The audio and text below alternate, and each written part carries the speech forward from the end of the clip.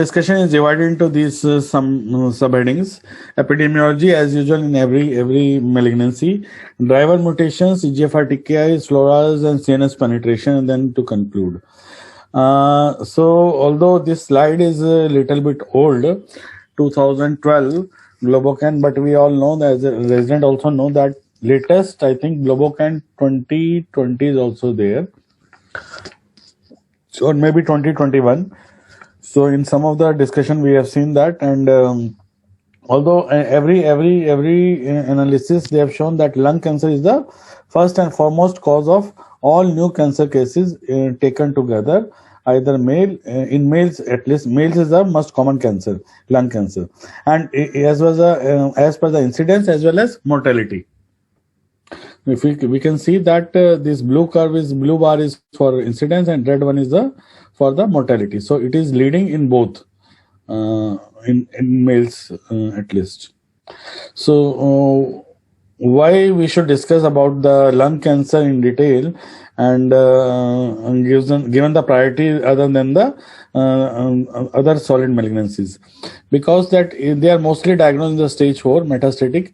We can see that around 60% of a patient of lung cancer, irrespective of histopathology, they come to us in stage 4 metastatic setting. It may be spread to bones, liver, lungs, other parts, brains, distant sides. And that is poor because 5-year survival is roughly around 5% if patient is in stage 4. Stage 1, 2, and 3 are rare. I would not say rarely seen, but yeah, 20 to 25% patients are seen in these stages. And good part is that survival is very good, around 30%. Stage 0, I don't know stage 0, what does it mean over here? I have to check. There may be some in situ type of tumor, and they have shown 16% in this slide. Maybe one of the resident will check what does it mean stage 0 over here, and what is the survival outcome for that. So anyway, most of the patients are coming to the stage 4, and 5-year survival is dismal. And however, 5-year survival for metastatic EGFR mutation in those patients where adenocarcinoma is there, mutation is there, then EGFR TKI we give, then it is increasing from 5 to 15%. So there is a high jump in the survival. And beauty of lung cancer is that if we separate the small cell and non-small cell lung cancer, more than 50% of stage 4 non-small cell lung cancer have biomarkers. And biomarkers we divide into two forms. One are prognostic biomarkers, one is predictive.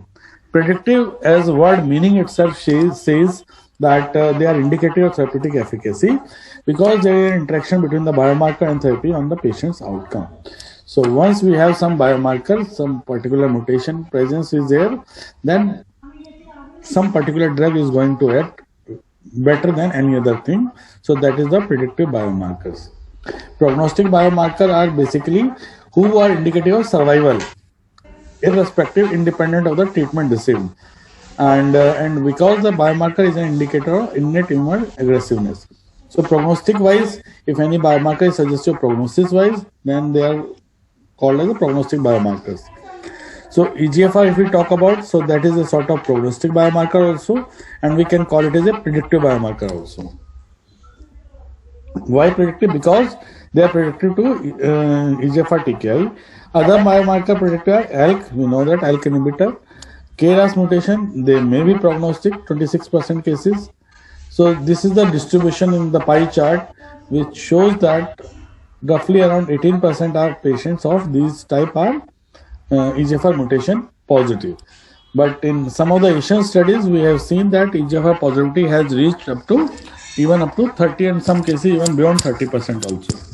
So this is good, remarkable difference between the rest of the world and the Asian countries, or be specifically Indian area. So EGFR active mutation results in constant signaling by the EGFR. So whenever any patient has EGFR wild type, so pathway is on only when the EGFR is bound to the receptor. Whenever EGFR is mutant,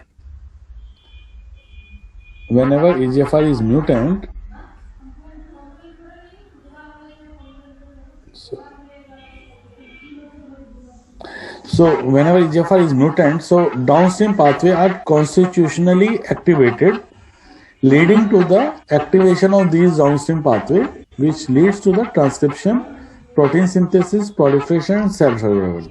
So basically, these are the driver mutation. Usually, whenever there is any word called mutant, we believe that is a negative, that will cause a negative effect on the pathway. But here there is a difference, that is a driver mutation, and it causes a constitutional activation of these downstream pathways, leading to the more proliferation of the cells and cell survival. So these third generation latest osimertinib, it is the third generation irreversible CNS active EGFR TKI selective for both EGFR mutant and EGFR T790M resistance mutation. So this is the broad spectrum statement, and it means a lot that it is active into the CNS patients also who are symptomatic, and irrespective of EGFR variety, they are effective in all EGFR, say it EGFR 18, 19, L858R or whatever, even T790M, because osimertinib was first approved for T790M mutation, and which were acquired mutation sometime or maybe de novo mutation. But later on, when it was tested and tried in FLORA trial, it was found to be very effective in all EGFR mutations positive NSCLC patients.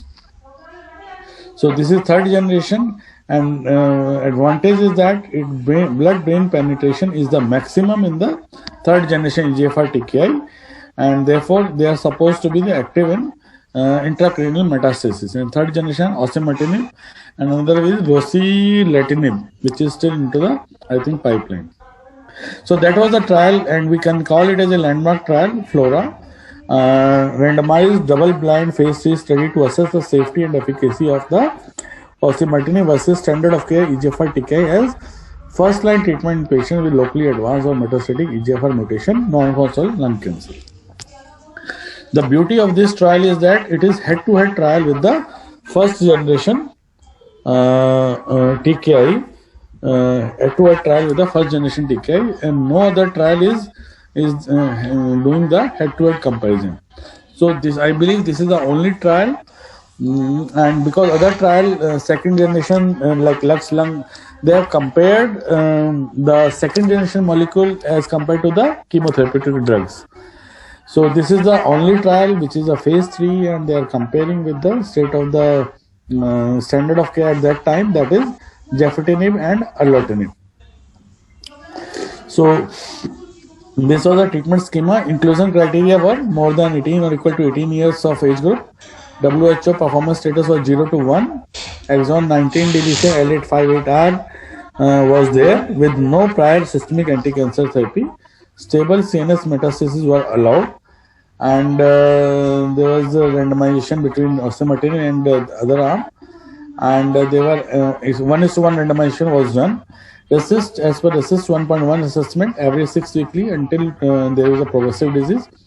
All the crossover was allowed when the patient has progression and T790M was found, so they were allowed to progress to take the osimertinib. And if you see the demographic profile of this trial, that male-female ratio was almost balanced in two arms, 35% or 65%. Race was also balanced, like 60% Asian patients were taken in both arms. Smoking status was also balanced. Never smoker or ever smoker were also taken into account. CNS metastasis at study entry point was more in the TKI or 19 in the osimertinib. Histopathology was adenocarcinoma roughly in all, almost all. And exon 19 was 63%, L858 37%. In another arm also was the same. So this was the, I think, normal distribution of mutation. The most common mutation is someone asked, that is exon 19 mutation, and second is the L858R. So if you see the curve for progression-free survival, primary endpoint by investigator assessment, and we are seeing that curves are remarkably separating from the very beginning. And blue one is the osimertinib, and this yellow one is the rest of the TKI. So there is a very clear cut demarcation from the very beginning, and even after the 2 year the span, there are the difference in the curves. And PFS was 18.9 months as compared to 10.2 months with good hazard ratio 0.46, and p-value was also quite significant. So this osimertinib reduced the risk of progression or death by 54% compared to the standard EGFR TKI. As per this forest plot, this is osimertinib is favorable, say for smoking history, whether there was or was not, ever or never smoker, Asian or non-Asian, in both it was effective, male or female in both, all the EGFR mutation. So all these subset analyses are favoring the osimertinib. Even objective response rate was high with the osimertinib, which is 80% as compared to 76% with the other TKIs. And if we talk about overall survival, in which they have analyzed, final analysis was there, in which the data cutoff was last year only 2019, and curves we can see that even for OS they are clearly separate.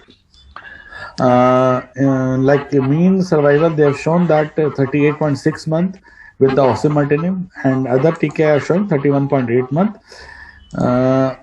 Final analysis of OS demonstrated a clinically meaningful and statistically significant improvement in osimertinib versus EGFR TKIs. If we see the adverse event profile, diarrhea almost equivalent in both arms, rest of the TKI and osimertinib at around 60%, while rash and acne was more in the other TKI, less in the osimertinib, around 60% here and 80% here. Nail effect was also equivalent in both, dry skin equivalent in both, paronychia 32%, it is also equivalent in both. So most of the side effects are equivalent, and some are even less, like rashes and acne are less with the osimertinib. Liver enzymes we should monitor, and they are altered in around 25% of the cases in rest of the TKI, but it is less commonly seen in the osimertinib. So only 7 to 10% cases have liver enzyme alteration. Any adverse event in both arm, comparative arm and standard arm, we can see that side effect profile, if you see altogether, these are less with the osimertinib, and yeah, this is less with the osimertinib. Like we can see grade 3, 33%, 33.7% and 44.8% in the standard of care arm. So to summarize our FLORA study, this osimertinib resulted in highly statistically significant clinically meaningful improvement in PFS over standard of care. We have discussed good hazard ratio, p-value and all that. Important point is that a significant clinical meaningful improvement in CNS progression-free survival was also seen, and comparable safety profile with the standard of care. So this is a new standard of care for first-line therapy in patients with EGFR mutant advanced NSCLC patient beyond doubt after publication of this FLORA study. Few slides we will discuss about the CNS efficacy of osimertinib. We know that about CNS metastasis in lung cancer, quite common. Apart from that, the patient who has EGFR mutation, the brain metastasis, leptomeningeal metastasis are more common in those patients. And as we can see that mutant has more common, as I said. So wild type has around 10 to 12%, here almost doubled. So leptomeningeal metastases are quite high, 9.4% in EGFR mutation positive patients. And if you see the outcome, PFS in CNS activity, again quite separate curve. Blue one is for osimertinib with CNS metastasis, without CNS metastasis also separate. But we can see that with CNS metastasis they are more separate. So clearly there is a more despite patients has a brain metastasis. So osimertinib benefit was consistent in patient with and without CNS metastasis. Fewer CNS progression events were observed with osimertinib, around 6% only as compared to 15% with the rest of the TKI. CNS activity in progression-free survival, full analysis we talk about that, which was published in 2017. Data cutoff was 17. Although I'm sure later also they might have published, I don't know. But till that time, it was not reached median CNS progression-free survival, although it was around 14 months with the rest of the TKI. So this is good, remarkable difference with the other. So because of late decometinib, although it is second generation, has come into the practice. So just one or two slide comparison of progression-free survival of these two molecules, decometinib and osimertinib. So Archer 1050 is for decometinib trial, which is landmark for decometinib, and in this trial they are showing that whatever benefit we have, but onset of benefit is very delayed. That is after 6 months with the decometinib, 14.7 months as compared to gefitinib of 9 months. So in the long run, definitely there is a progression-free survival benefit in with just decometinib, but with Flora, immediate separation, and even far beyond 2 years, curves are still separate. So that is the difference with the third generation molecule. And another difference is that if we talk about overall survival with decometinib in the Archer 1050, they are not, OS was not statistically significant because they are quoting that since the formal comparison of ORR was not statistically significant based on studies hierarchical testing rules. In the Flora, this is the first time any EGFR TKI is showing that PFS advantage is translating into the OS benefit also. That if we talk about at 1 year, again there is a huge difference. 2 years, there is around 25% the median OS.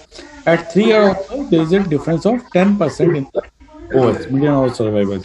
And even patients are going beyond I think, this 4 year also.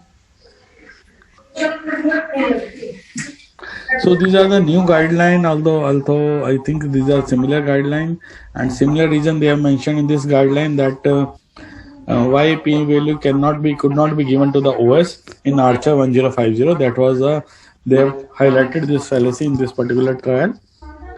And if we talk about versus afatinib, which we have been using quite oftenly, and of late we have generic version also of afatinib, LuxLung 7. PFS benefit was there definitely, but yeah, we know that it was phase 2 data, phase 2 trial, and although it is head-to-head comparison with gefitinib, but it is not a phase 3 trial, and phase 2B, and OS is 27.9 versus 24.5. So not much difference in the OS with the afatinib versus gefitinib. And if we talk about side effect profile, taking into account all these three molecules which are competitive with each other, osimertinib, afatinib, and decometinib. So rashes 0% with osimertinib, 13% with afatinib, and 13.7 with decometinib. Paronychia again minimal with osimertinib. Diarrhea again minimal. Stomatitis minimal. Dose reduction is 5% only had dose reduction. So this is a remarkable difference, and therefore 80 mg is a standard dose. We have never used the less dose for osimertinib. However, for afatinib, we have reached to the conclusion sort of thing that standard is 30 milligrams sort of thing. Maximum oncologists are using, although trial are with 40, but then they came out with the 30 milligram also has got equivalent efficacy. So and similarly dose reduction was also there for the decometinib also. More patients were required dose reduction with decometinib TKI. So what about the sequence? Then we have 3-4 molecule with us, 5 molecule with us. How we can go for the sequencing? So when I was discussing the Flora trial and saying the median overall survival, obviously this includes the second line or third line treatment. That is why they have reached to the so much good median overall survival. So osimertinib versus comparator sequencing arm. Sequencing means first generation TKI, and then later on some patient develops T790M, and then we use the osimertinib. This is another situation, common situation. First line osimertinib had better result compared to sequencing strategy that we have seen as per our FLORA trial. So second line treatment eligible for all predicting T790M? No. Another valid reason is that all patients don't develop T790M on later on. So only 75% roughly develop this T790M and go for second line treatment with the osimertinib. So 30% roughly patient will not have any opportunity to receive any second line treatment, which is the best drug, which is osimertinib. So also it is not possible to predict who will develop T790M resistance. So it is better to use osimertinib upfront only for all, irrespective of T790M it's there or not. So it is important to start with drug with greater benefit compared to other TKI. That was the conclusion, and therefore NCCN and other guidelines have reached to the state that they are seeing that osimertinib is the preferred one. Category 1 is also all the category 1 as per the financial status. But these have given the preferred one for the osimertinib. So to conclude my talk, for the first time in the evolution of EGFR TKIs, osimertinib translated progression-free survival to a significant OS benefit. Osimertinib has a median progression-free survival of 18.9 months and median OS of 38.6 months, which is significantly higher than the first and second generation TKIs. And this newer molecule has shown efficacy in patients with CNS metastasis. Fewer CNS progression events were observed with the osimertinib, 6% versus 15%.